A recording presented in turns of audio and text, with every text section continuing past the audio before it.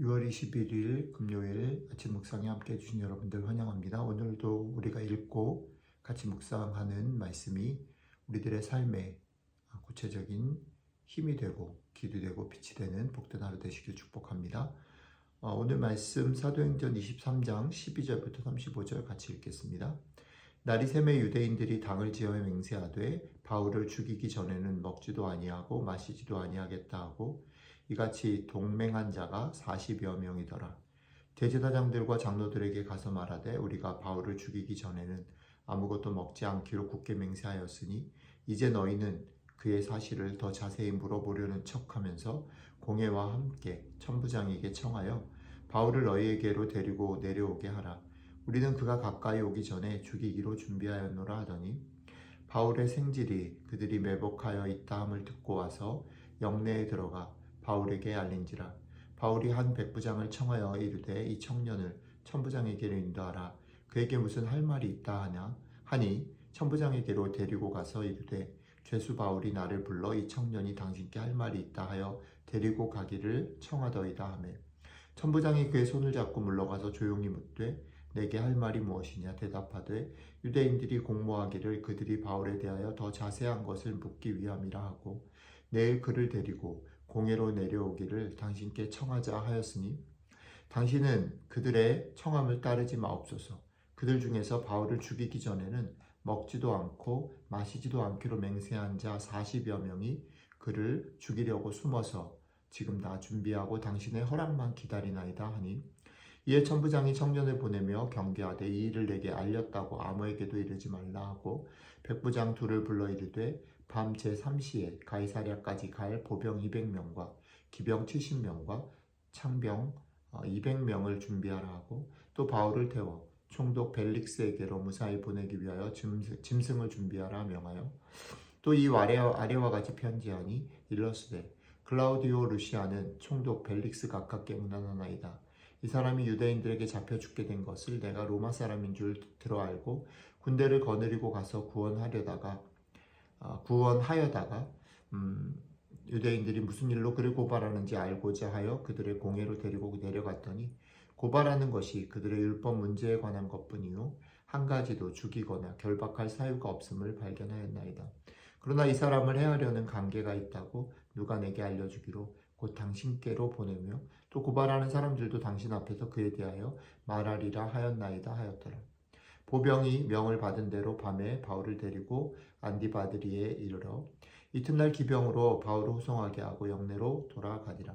그들이 가이사랴에 들어가서 편지를 총독에게 드리고 바울을 그 앞에 세우니 총독이 읽고 바울더러 어느 영지 사람이냐 물어 길리기아 사람인 줄 알고 이르되 너를 고발하는 사람들이 오거든 너의 말을 들으리라 하고 헤롯궁에 그를 지키라 명하니라. 아멘. 오늘 본문 속에서는 바울을 반대하는데 그 중에 결사적인 사람들에 대한 얘기가 나옵니다. 한 40명 정도가 바울을 죽이기 전에는 먹지도 마시지도 않겠다라고 각오를 해서 그들이 대제사장들과에게 계략을 꾸며서 바울을 오게 해서 그 중간에 바울을 죽이려고 하는 계략을 짜는 거죠. 그런데 그것이 어떻게 바울의 조카에게 알려지고 그 바울의 조카가 바울에게 그리고 또 바울이 그 조카를 천부장에게 보내서 그 천부장이 오히려 바울을 잘 보호해서 총독에게 보내는 그런 일들이 발생하게 됩니다. 오히려 그런 바울을 죽이려는 계획이 더 안전하게 바울을 이동시키는 그런 결과를 빚는 거죠. 계속해서 우리가 묵상해 오는 대로 바울의 삶에 있어서는 늘 바울을 반대하는 적들이 있지만 또 반대로는 바울을 자의적이든 본의 아니게든 돕는 그런 손길들이 공통으로 등장을 하게 됩니다. 그리고 그런 과정들 속에서 일들은 해결이 되어지고 원래 계획했던 것보다 어떻게 보면 더 좋은 그런 결과들을 빚기도 하는 것이죠.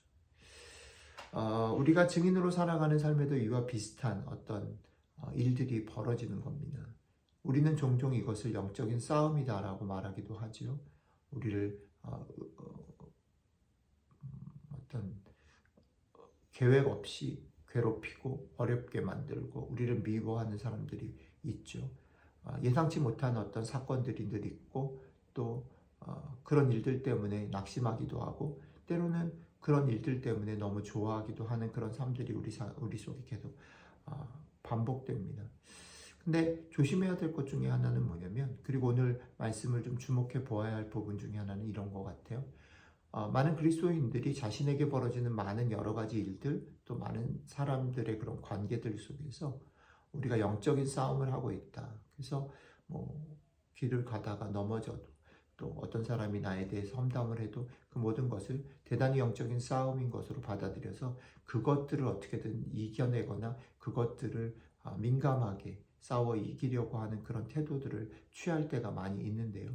그래서 기도해야 된다라고 얘기하고, 누군가에게 충고를 할 때도 그런 영적 싸움이니까 힘내라고 얘기하기도 하고, 그게 너무 자연스럽게 우리 가운데 소화되어지고 있는데, 사실은 오늘 본문에 보면, 그리고 사실 사도행전의 전체적인 맥락을 보면 영적인 싸움이 있는 건 맞죠. 우리들의 삶에 복잡다단한 많은 일들이 일어날 때 우리가 그렇게 이해하는 것 좋습니다. 그런데 재밌는 건 뭐냐면, 사도행전에 등장하고 있는 많은 주인공들, 바울이나 뭐 베드로나 여러 증인들의 모습들은 그런 사건 바이 사건, 그리고 사람들마다 그런 것들이 일어날 때 그 문제들에 대해서 집착하거나 그것들을 해결하기 위해서 열심히 기도하거나 어떤 애를 쓰는 태도들보다는 그저 덤덤하게 자기의 길들, 자기가 늘 하던 것들을 해나가는 모습들을 더 볼 수 있습니다. 오늘 같은 경우도 바울이 무언가를 하는 게 없어요.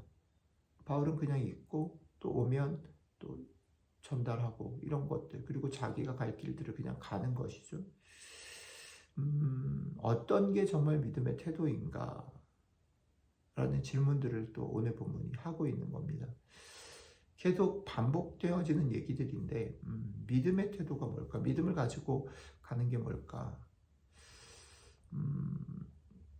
우리가 자주 부르는 찬양 가운데 이런 게 있습니다.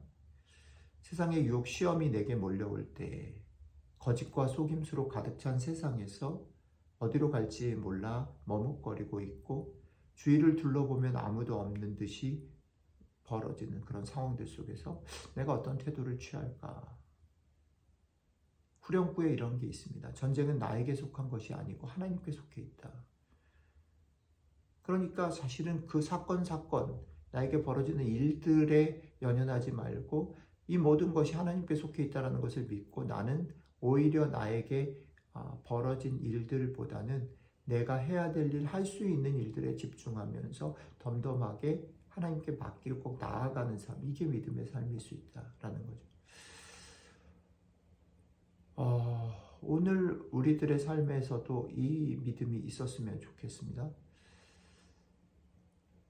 영적인 싸움들이 우리의 일상 가운데 계속 끊이지 않고 이어지는 것이 맞지만, 그것을 대하는 태도, 믿음을 가지고 걸어가는 증인들의 태도가 무엇이냐면, 오히려 그런 것에 연연하지 말고 그것에 너무 영향받지 말고 덤덤하게 우리의 길을 걸어가는 것을 기억하며 살아가시는 복된 하루 되셨으면 좋겠습니다. 오늘 우리 아침에 기도도, 성령님 여전히 우리의 마음을 지켜주십시오. 우리가 그런 것들에 너무 일희일비하지 않고 우리의 길들, 우리가 할 수 있는 일, 해야 되는 일들에 주목하면서 걸어가는 증인의 삶을 살아갈 수 있게 도와주십시오. 그것이 우리의 기도가 되었으면 좋겠습니다. 기도하겠습니다. 하나님, 우리는 여전히 벌어지는 일들, 우리가 예상하는, 기대하는 일들 이루어지느냐 아니냐에 영향을 받습니다. 그런 우리들에게 오늘도 전쟁은 나에게 속해 있으니 나에게 맡기고 너희가 할 수 있는 일, 너희가 해야 되는 일들 덤덤히 하며 걸어갈 수 있으면 좋겠다 말씀해 주셔서 감사합니다. 오늘도 용기 내서 이 말씀 의지하고 우리와 동행하시는 성령님 의지해서 이렇게 살아가는 저희들 될 수 있도록 함께 해주시면 좋겠습니다. 감사드리며 예수님 이름으로 기도드렸습니다. 아멘.